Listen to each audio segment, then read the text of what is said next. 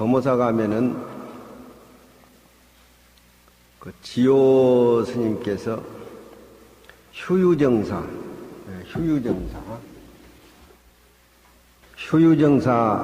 선방을 지어놓고 그 휴유정사가 종신선언입니다. 종신.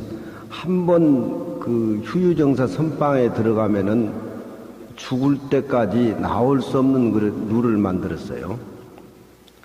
그 집이 휴유정사인데 5, 6년 전에 또 지호 스님이 열반에 드시고,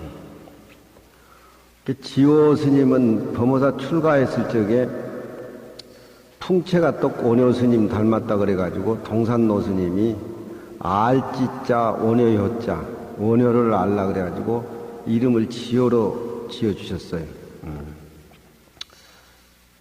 눈썹이 방미가 돼가지고 아주 그냥 신성같이 그렇게 생긴 어른인데, 그 어른이 범어사에 청풍당 선방도 있는데 휴유정사를 질 적에는 조계종의 엘리트 수자들 뽑아가지고 한 번 들어가면은 옛날 무문관 같이 나오지 못하도록 그렇게 룰을 만들어가지고 종신선방을 진 게 저기 휴유정사인데, 그 당시에 18명이 들어갔었는데 중간에 다 나와버리고 한두 명 남아있다가 휴유정사가 이제 문을 닫아가지고, 그 휴유정사에 우리 강원 학인들이 방이 크니까 거기서 이제 사집 배운 학인들이 휴유정사에 있어요. 지금 휴유정사 의미가 없지요. 그 휴유정사 주변에 저 시가 걸려 있어요.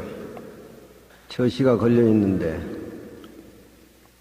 거기 사는 사집반 학인들이라든가 저 뜻을 내가 물어보니까 몰라요, 모두. 자기가 아침 저녁으로 눈으로 보고 확인하고 그렇게 사는데 몰라. 그래서 내가 사집반 학생들한테 휴유정사 살 자격이 없으니까 이쪽 변소 옆으로 방을 옮겨서 내려오라고. 나는 그래도 조금 뜻을 아니까 휴유정사 그거 내어가서 살건너라고. 그건 뭐 우스갯소리고, 이런 내용들이 우리 금강경 보는 오가의 어떤 그 선의 마음의 세계하고 이 시 자체가 뜻이 일맥상통하고 있는데, 송나라 때의 동안 상찰선사라고 조동종 계통에 스님이 계셨는데, 이 선시에 대해서 시편담이라고 해가지고, 시편담이라고 해가지고 이 율시를 열수를 지었어요. 열수를 지었는데, 이 시편담 열수 선시를 해석하는 분이 매월당 김시습이 이 줄을 달아서 이 동안 스님의 이 시편담시를 주석을 한문으로 달아놓은 게 있는데, 그 주석을 내가 좀 보려고 어제 영풍문고에 가봤더만 책이 없더구만요. 문군 시민 작하한고, 이건 자기의 내면 세계하고 휴유정사의 종신선방에 들어가 버리면 자기 내면의 마음의 뿌리하고 승부를 거는 겁니다. 우리가 마음이라고 하는 것은 어떤 빨간 색깔, 파란 색깔, 아니 무슨 소리라든가 그런 들린 게 없지만, 우리는 그 마음의 세계에 이렇게 안주하고 살기 때문에 이 마음의 세계의 당처가 해결하지 않고는 선승이라고 할 수가 없고, 또 이상 살면서 계속 바깥 세상에 끄달리다가 늙어 죽을 적에는 거기에 의해 가지고 엄만 짓고 사라져 버리는데, 이 휴유정사 출현은 총신선방이기 때문에 자기 마음의 세계를 계속 맴돌면서 계속 다지면서 자기 마음의 세계를 보기 위해서 저렇게 몸부림하는 어떤 정신의 승부인데, 그렇다라고 하면은 그대에게 묻노니 시민은 무슨 얼굴을 지었느냐. 장제가 얘기하지만 허공은 빛도 색깔도 소리도 없지요. 허공에다 우리 마음을 비유를 합니다. 우리 마음은 빛도 소리도 색깔도 없지요. 그렇지만 우리 마음이 포용하고 있는 건 이 산화대주를 해가지고 마음에서 일어나는 선악의 관계라든가 그런 것들이 우리 마음 자체가 뿌리는 텅 비었지만 우리 마음의 세계에 불가사의한 것은 이루 말할 수가 없습니다. 그거 하나 해결하기 위해서 부처님은 49년 설법을 했지만 역시 그 마음 표현을 못해서 부처님도 49년 동안 언어에게 포기를 하고 한마디도 안 했다. 이게 선해에서 진한 내용의 소리입니다. 장제가 얘기하지만 허공은 빛도 색깔도 소리도 없지요. 허공에다 우리 마음을 비유를 합니다. 우리 마음은 빛도 소리도 색깔도 없지요. 그렇지만 우리 마음이 포용하고 있는 건 이 산화대주를 해가지고 마음에서 일어나는 선악의 관계라든가 그런 것들이 우리 마음 자체가 뿌리는 텅 비었지만 우리 마음의 세계에 불가사의한 것은 이루 말할 수가 없습니다. 그거 하나 해결하기 위해서 부처님은 49년 설법을 했지만 역시 그 마음 표현을 못해서 부처님도 49년 동안 언어에게 포기를 하고 한마디도 안 했다. 이게 선해에서 진한 내용의 소리입니다. 그래서 우리가 금강에서 배울 적에 어기십성이란 말이 있었죠. 저 앞에 어기십성. 어기십성이라. 부처님도 마음의 세계는 어찌할 수 없으니까 마음을 언어로 문자로 표현한다는 것은 들어갈수록 그건 마음의 세계하고 거리가 멀어진다. 마음의 세계가 멀어진다. 그래서 언어 문자라고 하는 것은 그 마음의 세계를 십성이란 말은 10가지가 성취되어 있다는 거니까 가장 원만하게 구경적으로 아주 원만한 그런 답, 십성이라는 것. 그러니까 말로써 신문의 세계를 원만하게 구경적으로 풀이한다는 것은 불가능하니까 언어 문자 또한 무심으로써 마음을 표현하려고 하고 언어로서 마음을 유심으로 표현하려고 하고 하는 그런 것들이 병이 붙기 때문에 말이라고 하는 것은 그 세계를 표현 잘하려고 하는 것이 병이다. 어기십경이란 말이 그 말이에요. 저 앞에 우리 배웠습니다. 이 옛날 그 최고원 선생도 그렇지만 이 금석학에 보면은 한 3,000자 내지 2,500자 되는데 1300년 전 그 이후 이전이 금석학을 보면은 비문에 보면은 꼭 글자를 두서너 개씩 틀리게 써요. 틀리게. 고은 선생은 천하 문장이지만 스님의 도호 세계를 자기 문장으로 표현한다라고 하는 것은 한계가 있기 때문에 자기 스스로 자기 글자를 틀리게. 또 내가 글 받는 이 축사 선생도 그 대원서 사적비하고 향이라면 사적비 글을 내가 져가지고 갖다 줬는데 신신을 꼭 진견이라고 써놓고 꼭 두자를 틀리게 썼더라고. 다른 데도 또 그렇고. 감응을 내가 관세음보살을 불러서 관세음보살하고 대화를 나눴다는 것이 느낄 감자 응아름자 감응인데 그래서 그 충무 앞바다 가면은 섬이 감흥도라고 있어요. 근데 그 응아름자를 분명히 써줬는데 영감이 일흥자로 또 써놨더라고. 그런데 내가 왜 그렇게 한 해 두 해 서해가도 아니면서 그렇게 원고도 이렇게 안 쓰냐니까 스님 모릅니다. 어떻게 어느 문자로서 그 세계를 표현 못하는데 뜻도 모르는 내가 글씨를 완벽하게 안 빼먹고 안 틀게 쓴다고 하는 건 큰 의미가 없는 거예요. 자기는 의기십성이란 뜻은 모르지만 그 언어라고 하는 것은 그렇게 미약한 겁니다. 항자 부처님의 말씀도 그 세계를 표현하는데 미약해가지고 포기하고 49년 동안 한 말씀도 안 했다. 하느님이 어쩌니 부처님이 어쩌니 조사가 어쩌니 이렇게 말한다고 하는 것은 그건 의미가 없는 거예요. 그게 불교는 가슴으로 깨달음을 통해서 자기가 자기 스스로 체득할 뿐입니다. 근데 여기는 문군 시민. 우리가 이 도장인자라고 하는 것은 동양에서 도장이 자기 얼굴, 자기 대신에 쓰여지는 것이죠. 그러니까 여기 도장인자는 자기 마음의 뿌리죠. 꼭꼭꼭 찍는 도장이 아니라 우리 마음으로도 선과 악을 확인하고 부처님 말씀으로 확인하고 조사스님 말씀 확인하고 내 자신이 반문하고 확인한 거 그게 도장이에요. 그게 시민이에요. 예. 그런데 우리 마음의 도장을 우리는 어디다 찍겠습니까? 텅 비어있는 마음은 무심히 세계에 도장을 찍겠습니까? 공부를 해가지고 도우 세계가 언어로 묻어나온다 해서 어느 문자에 내 마음의 도장을 찍겠습니까? 그렇다고 해가지고 안 찍을 수도 없지 않는 거 아닙니까? 그러니까 이 정도의 세계에 들어가면은 세상에 살아가는 모습이라든가 부라든가 기라든가 모습이라든가 이미 뛰어넘는 차원의 높은 세계 정신 공부예요. 잘 살고 못 살아서 얽매여서 불교 믿는 건 그냥 그렇게 치고 그대에게 묻노니 시민이 무슨 얼굴을 지었더냐. 불교는 자꾸 계단을 뛰어넘는 것이 아니라 자기 마음의 근본 뿌리에서 자꾸 되새기고 받고 또 확인하고 또 반추하고 자꾸 이거 끝나고 저거 위에 올라가는 그런 건 불교가 아니에요. 불교를 멀리서 찾으려고 하면 그렇게 생각하면 안 돼요. 자기가 밟고 있는 자기 갖거나 마음 뿌리 다리 밑에서 찾아야지. 우리 금강경 배우는 우리 처사님들이나 보사님들 자기 시민이 무슨 얼굴을 모양을 짓고 있는지 한번 생각해. 그러면 불교는 참 쉬운 거예요.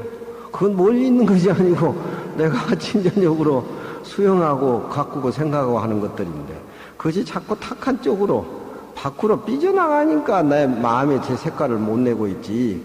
밖으로 삐져나가고 밖에 것이 만사종래 춘소설이라고 눈앞에 나타난 건 봄에 내리는 눈과 같다고 허무한 것에 대해서 집착을 갖고 자꾸 마음이 그쪽으로 가니까 그 진짜 우리 모습을 못 보는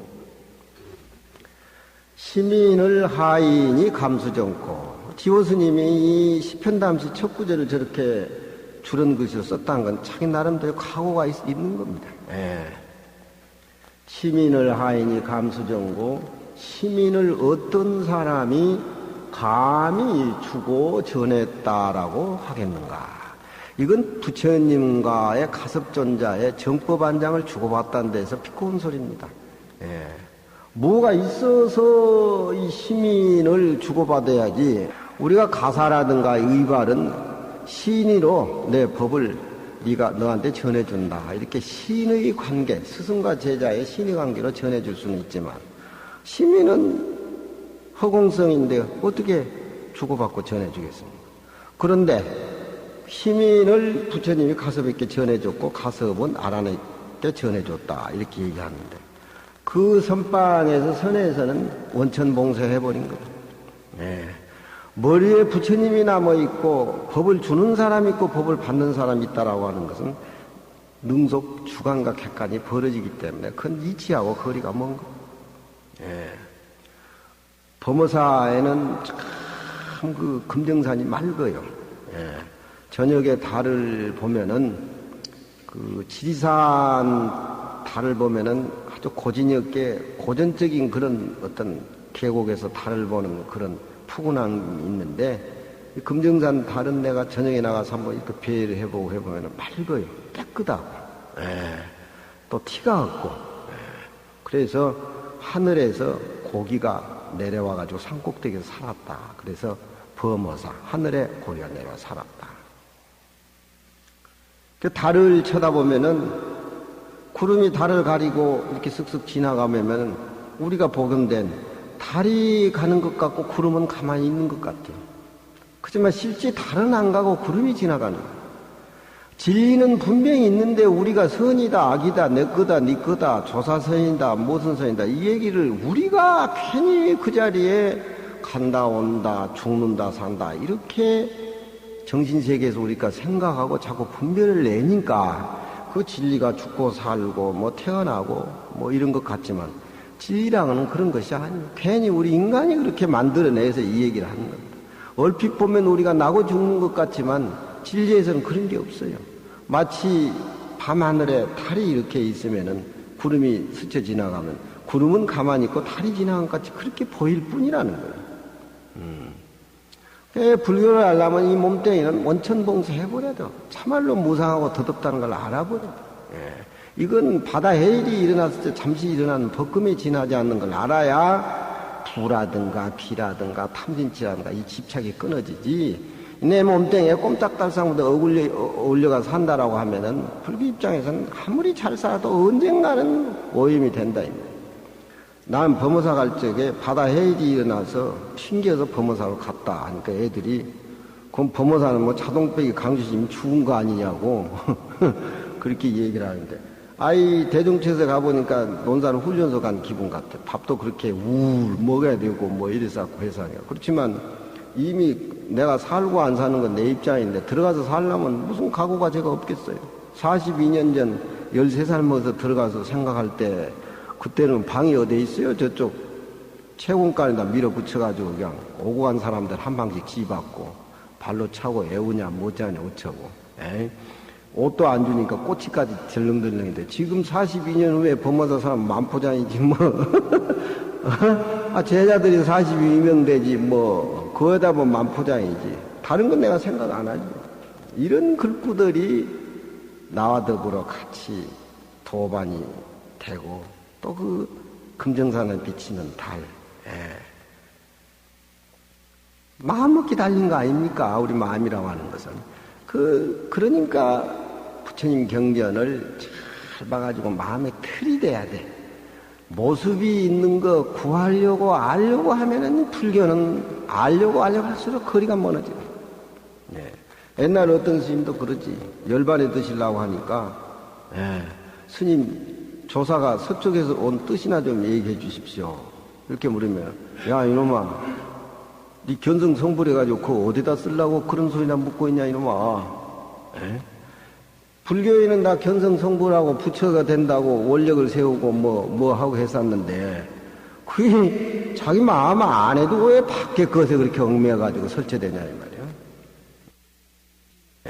옛날 어떤 스님도 그러지. 열반에 드시려고 하니까 스님 조사가 서쪽에서 온 뜻이나 좀 얘기해 주십시오. 야 이놈아 네 견성 성불해가지고 그거 어디다 쓰려고 그런 소리나 묻고 있냐 이놈아. 불교에는 다 견성 성불하고 부처가 된다고 원력을 세우고 뭐 하고 했었는데 그게 자기 마음 안에도 왜 밖에 것에 그렇게 얽매여가지고 설치되냐 이 말이야. 그러니까 여기는 부처님이 시민의 자리를 가섭전자님께 주고 또 중국의 육조 스님이 남학해양하상으로부터 이렇게 마저 도일로 쭉쭉 그 시민을 전해줬다는 그런 얘기는 사기꾼들이 하는 소리다. 어떻게 시민을 누가 주고 누가 전하냐 이 말이야. 역겁 타년 무이세기연을 역겁이라고 하는 것은 이상이 생기기 이후에 시간을 얘기하는 것이죠. 시간과 공간. 그러면은 우리 신민은 시간과 공간이 생기기 이전부터 존재했기 때문에 이 눈앞에 보이는 시간과 공간이라는 건 의미가 없어요. 행변시방 수궁삼재라고 우리 마음의 향기를 그렇게 넓게 강하게 우리는 알면은 어느 한가운데 집착해가지고 아웅당할 게 못 돼. 역겁, 겁이 지나도록 겁이 지난 것은 천지가 생기기 이후부터 탄탄하니 그렇게 여기저기 물들이지 않고 또 무이색이라 다른 어떤 빛깔이라고 해가지고 꼭 집어가지고 얘기할 수가 없어. 시민이 들어가니까 우리 서봉거사도 기분이 좋으면 그냥 콧노래가 나오고 그래요. 다 그거 부처님이 방광한 거예요, 그거. 그 마음이 진실한 마음이지 뭐 자꾸 왔다 갔다 하는 그 마음이 진실한 마음이 아니. 겁이 지나도록 탄연이란 말은 확 튀어있다 그럽니다. 청천백운 만리통이라 파란 하늘에 저 하늘 끝에 구름이 살짝 스쳐 지나가는 그런 광활한 모습이 우리 마음의 모습입니다. 그런 마음의 모습을 알면 그게 바로 부처님하고 가까워진 것이죠. 범어사는 입지철이 돼가지고 새벽에 막 도시에 막 인산인해로 막 수염 때문에 막 기도하러 올라와요. 그 평소에는 그렇게 많이 안 모이다가도 입지철만 되면 그렇다 그러는. 부처님이 무슨 놈 부정 축제하고 입주돈 받아먹는 괴수인가? 예. 스님들이 싸우고 안 싸우고 아무 관계가 없대요, 거기는. 예. 그냥 옛날부터 흘러내려오는 어떤 자기 신앙들이니까 절이 뭐 불에 타든지 스님이 뭐 별별 짓거리는 그거 쳐다보지 않아요. 자기도 할 일만. 얼마나 우리 국민이 선량해요. 예. 우리 스님들은 우리 스님 일을 못하니까 부끄럽지. 호의 시민 조혼이로다. 그 자체를 자기가 동안상찰 선사가 시민이라고 불러 만든 것도 조혼이로다. 일찍이 헛된 말이고 거짓말이다. 그걸 또 어떻게 시민이라고 얘기했겠냐면, 그게 휴의정사의 종신선언이기 때문에 저걸로 하나 승부를 걸고 들어가는 거예요. 이게 해결 안 되면은 불교에서는 아무 의미가 없어요. 아무 의미가 없어요. 헛산 거. 시민이라고 불러서 만든 그 자체가 조호원이로다. 일찍이 헛된 말이고 거짓말. 다음에 수지 본자 허공성이여니 모름지기 알라. 수지 모름지기 알라. 꼭 그렇게 알아야 된다. 우리가 보이는 이 시민이라고 하는 것은 허공의 성품과 같은 것이다. 허공은 비어있지만 비어있는 모습에서 지구도 걸려있고 산화대지도 다 걸려있지요. 우리 마음은 텅 비어있지만 우리 마음의 세계는 산화대지 온 세계가 우리 마음에 왕래하는 데에 방해를 받지 않지 않습니까? 이 시민이라고 하는 것은 모름지기 알라. 본래 허공의 성품과 똑같은 줄 그렇게 알아라. 장유 홍로 화리연이라. 장차 벌건 화루 불 속의 연꽃이라고 비유할 수가 있다. 이 선에서는 언어로 표현 못하고 언어가 끊어진 자리를 숯불이 이글거리는 화로 속에 연꽃이 핀다. 옛날에 실제 법화경을 많이 읽고 화엄경을 많이 읽은 스님들이 돌아가실 때 화장하면은 화장터의 불 속에서 연꽃이 핀 그런 장면들이, 영험들이 많이 나오고 있어요. 요즘은 그런 것이 없어요. 그게 뭐 역사 기록이 거짓말 기록하겠습니까? 그건 사실 불가사의한 겁니다. 우리 인간은 어떤 차별적인 모습으로 자꾸 답을 구하기 때문에 그런 어떤 어떻게 생각하면 그 정신세계에서 불가사의한 어떤 그런 세계가 연출되는데 이건 정신세계에 너무너무나 결과야 과학적인 것을 세속적인 어떤 과학적인 것이 어떻게 여기에 비하면 비과학적인지도 몰라요. 우리가 정신으로 그렇게 느끼지 않습니까? 우리 저 곽준처사가 1년 몇 개월 동안 미얀마에서 참선하고 왔는데 자기가 스스로 느낀 게 없으면 전하에 거기 가서 가겠어요. 우리는 그 심정 몰라요. 그건 본인이 대해봐야 알지. 아이 가족이 다 있고 전하에 어떻게 거기 가서 1년 몇 개월씩. 저는 그렇게 못하는 게 부러워요. 아이 곽준처사가 소나무를 하면 나는 매미로 앉아가지고 한번 따라가면 싶었는데 그 형편도 안 되고. 사실 이 시를 3분지 1 아니라 50분지 1만 조계종 스님들이 알고 뜻을 인식을 해도 저렇게 싸움 안 합니다. 조계종 제사는 스님들의 완전 사유화됐어요. 사유화. 속인들도 뻔히 보는 짓거리 저렇게 한다라고 하는 것은 끝난 겁니다. 싸우려면 무슨 종파 간의 어떤 종지 뜻을 가지고 어떤 그런 그 도의 차원에서 불교 학문의 차원에서 서로 이론이 분분해가지고 이렇게 가지고 서로 승부를 걸어야지. 저기 뭡니까? 이 지호 스님이 휴유정사를 지어놓고 자기가 5년 전에 돌아가셨지만 정신선방을 만드는 데는 까닭이 있었을 거예요. 그러니까 원효를 알라고 동산 스님이 또 이름까지 그렇게 지어주시고. 이 마음이라고 하는 것은 불이 이글이글 거리는데 연꽃과 같이 비유되고 안다. 그것도 우리가 생각해 볼 적에 선의 입장에서 언어가 끊어지고 심행처가 멸하는 그 자리를 붙이다 보니까 저런 세속에서 감히 생각할 수 없는 그런 초월적인 말이 저렇게 신선하게 풍겨 나오는 겁니다. 마기 무심히 편시도하라, 무심히 문득이 도라고 말하지 말라. 우리가 지금 여기서 사과 얘기가 나오고 지금 아라한 얘기가 나오는데, 아라한은 이 성문 중에서 최고의 성자입니다.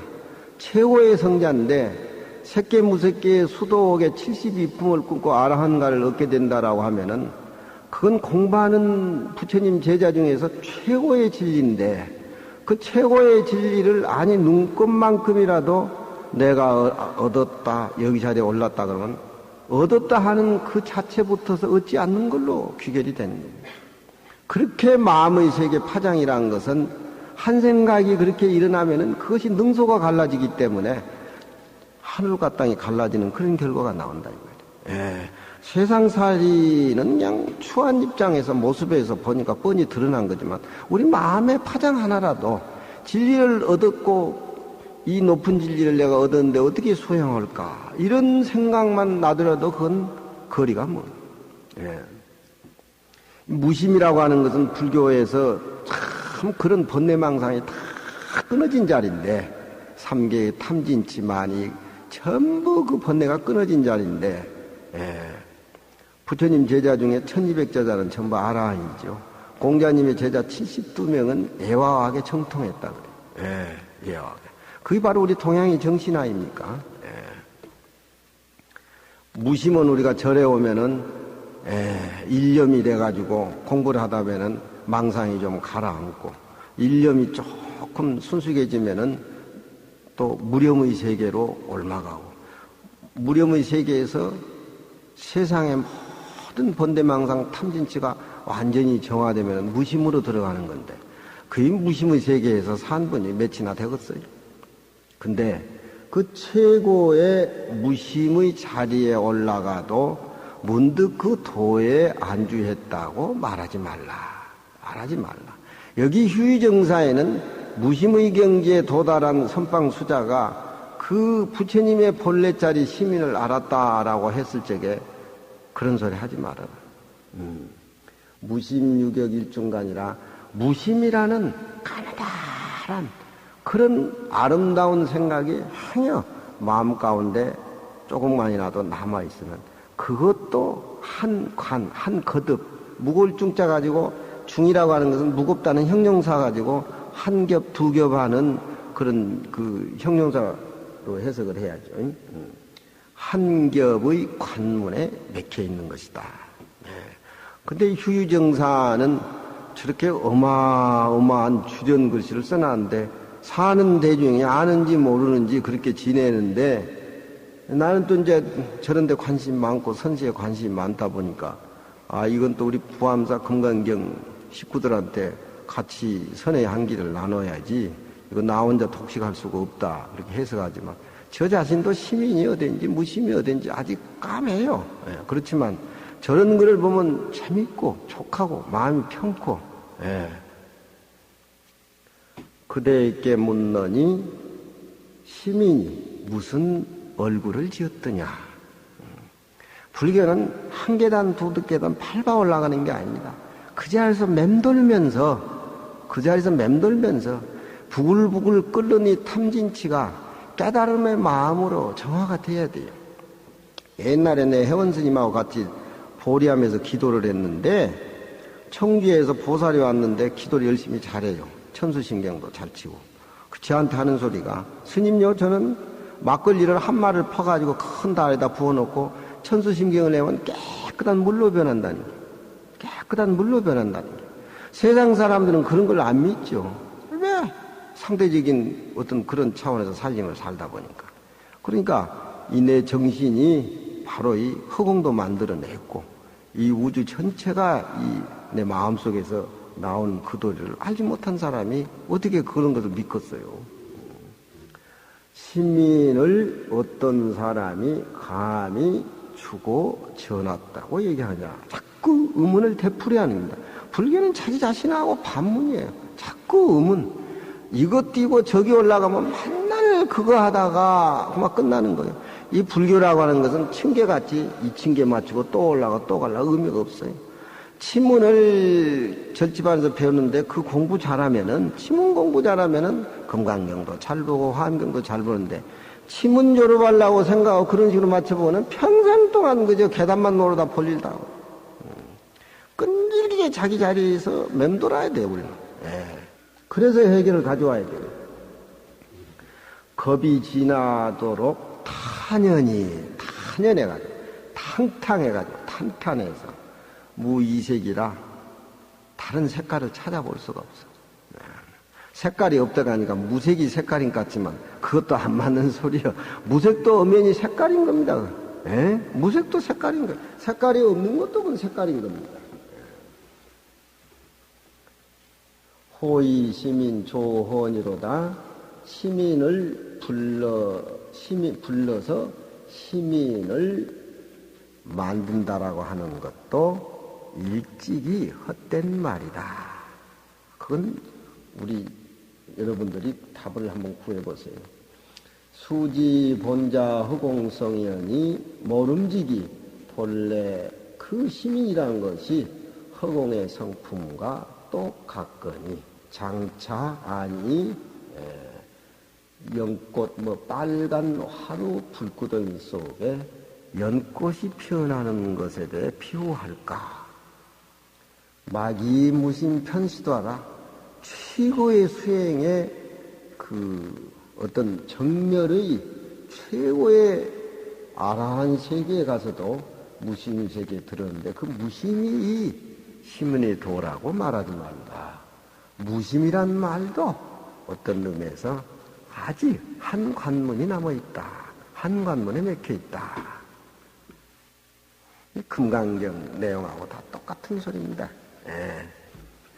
네 번째는 불생과라 아라하는 차역의 유사만이 이른 무적이니 삼계 견수 번뇌 진고요. 이는 불생이니 불수후유고요. 삼은 쌍수니 응수 인천 광대 공양곤이라. 의중의 유사만이 이런 그 소득이문이라. 네 번째 아라한이라고 하는 것은 아라한을 깨닫게 되면은 다시는 인간의 세상에 내려오지 않고 청정적정의 멸정진 속에서 삼매경계에 안주를 한다 그래요. 불생가라고 하는 것은 우리가 욕계색계 무색계의 번뇌 근본을 다 아라한이 뽑아버렸을 적에 아주 세밀한 부분까지 번뇌의 오염 속에는 다시는 태어나지 않는다. 아라한은 여기에 번역하면 세 가지가 있는데 첫째는 무적이라.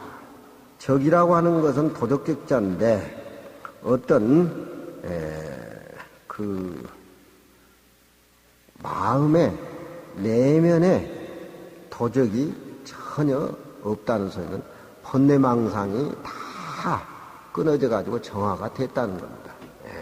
도적질을 하는 마음이 자기한테 있기 때문에 도둑놈이 오면은 두려운 겁니다. 두려워요. 도둑놈이 오면 두려워요. 도둑질 안 하고 도둑놈이 오면 두렵다라고 생각하는 사람들은 자기도 도둑의 마음이 있는 거예요. 도둑이란 생각마저도 정화돼 끊어졌으면 왜 도둑 보고 두려워요? 저는 옛날에 꿈에 도둑이 와서 돈 달라길래 한 방 쳤두고만 손이 다 나갔었어. 그럼 나도 도둑의 마음이 아주 농후한기라 그런 거 보면.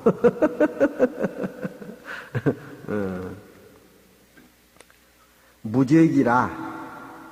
벌써 도적이라면 상대적인 건데, 상대적인 개념이 끊어진 그런 어떤 수행의 진한 마음 가운데 있는 분이, 도적이 오면은 상대적인 도적의 마음이라든가 끊어져 버리는데 도적인들 그 사람을 해코지 하려고 그러겠어요? 그냥 가마가 돼버리지. 그냥 가마가 돼버리지. 무적이니 삼계의 견도혹, 수도혹, 번뇌가 다 한 까닭이요. 이제 아라한이 되려면은 욕계는 뛰어넘어보고 색계 사선천에서 그 사구 36 본내를 탐진치만의 미세한 본내를 그 상계에 이렇게 내려다보고 끊는 것을 엎드릴 복자 엎드려서 끊는다 그러고 무색계 사천의 또 미세한 혹을 색계 사선천에 앉아서 62개를 끊는다라고 해가지고서 그것을 이제 앙단이라 그래요. 우러러봐서 끊는다. 그래가지고 아라한이 72개의 그 수도옥의 탐진치만의 미세한 번뇌를 완전히 끊게 되면은 멸진정이라는 정에 들어간다 그래요. 그렇게 지금 행상에 나와 있습니다.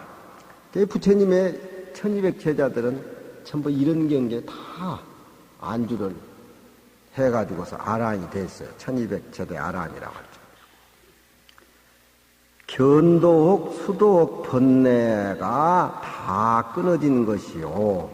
두 번째는 불생이니 이 인간의 몸은 사실 사대 자체가 사실 불결한 겁니다. 사랑하는 사이는 좋다고 코까지 쭉쭉쭉 빨아들이고 미치고 환장하지만 사실 그 알고 보면 더러운 거걸랑요, 그게. 어떻게 살아있을 때는 쪽쪽 빨고 죽은 송장은 그렇게 그냥 안 보려고 도망가는지 모르고 살아요. 그것도 다 미추가 마음에 준비되어 있기 때문에 그런 거예요.